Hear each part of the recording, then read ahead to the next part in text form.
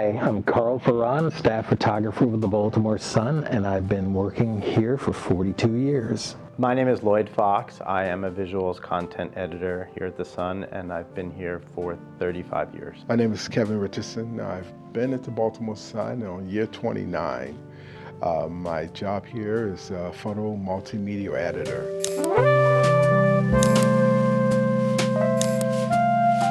Picking up a camera actually started when I was in my single digits. My birth certificate says that I was born in Rochester, Kodak country.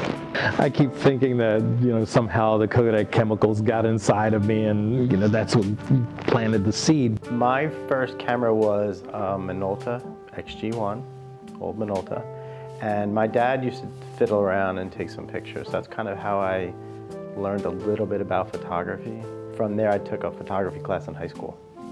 And that's kind of where I got into learning how to develop film and making prints, and I thought it was kind of cool. To be quite blunt, the NAACP had an issue with some organizations that were finding it difficult to hire people of color. But I told them, I said, you're not just getting a black photographer, you're gonna get probably the best photographer that you've ever had. Trust me on that. And I thought that I just shot myself in the foot with that one. But they called me 2 days later and said, when can you start? I think I just was an individual who just loved the area, loved the work that I did. I was working in Philadelphia. Baltimore seemed more like a home. People were a little more friendly than they were in Philadelphia. Maybe people from Philadelphia wouldn't say that. Baltimoreans are wonderful people. They're beautiful people.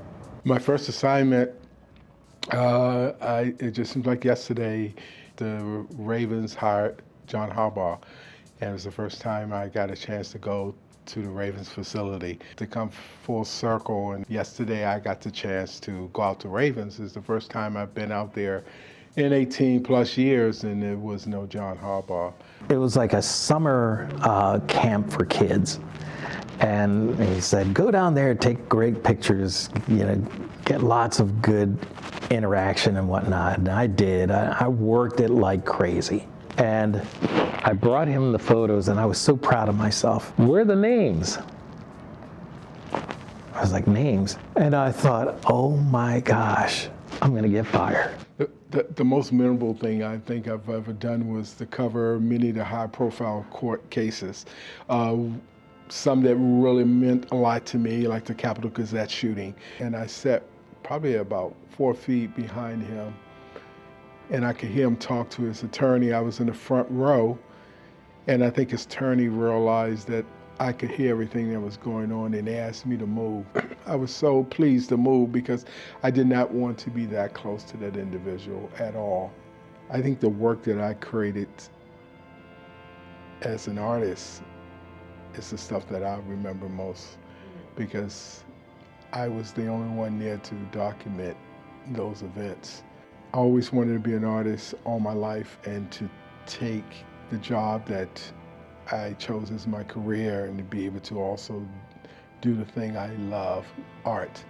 I think that's the thing that I remember most is creating art for the different trials that I got a chance to cover. We covered Cal Ripken for years and years here, and then he broke Lou Gehrig's record for 2,131 consecutive games. That was a big deal. Everybody was stoked about it. Being able to cover that kind of a thing, you want to live up to that moment, because 2131 was going to be Cal, not just Cal and Lou Gehrig, but Cal Stands Alone. And that's what the title of the front page was, Cal Stands Alone. They put me on the inside first base dugout next to the Orioles dugout.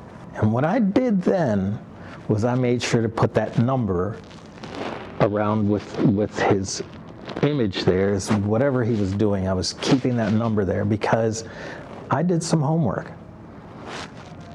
I looked at what Cal's reactions were during some of his milestones, his 1,000th hit, his 100th home run, 200 home runs. All of these little milestones, he's waving And it's like, what moment is this? So I put it in my head before even 2130 came in, keep that number there. And so he came out there. Everything was going crazy when it happened. And, you know, it was the middle of the 5th inning. The Orioles were ahead. And they push him out. And he's looking up and he's waving. And I'm just shooting pictures of everything that he does. Everything was a blur. By the time we got back, and it was so exciting, people were like, great picture, Karl. What are you talking about? Don't you know? And I looked and I see him and he's not waving and he looks like he's almost got a tear in his eyes. And he's looking up and there's 2131 in the background. And the rest was history. It was just crazy how well that image did for that moment. Oh gosh, people were asking for my autograph. So I started autographing and this woman says, you stand alone with Cal now. Wow.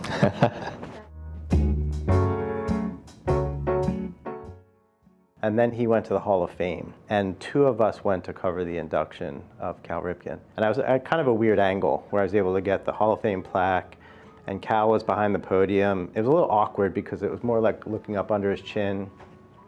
And I remember thinking to myself, wow, this is kind of cool. Like, with all the millions of people that might be following this, like, I'm the closest one to him in the entire world at this moment.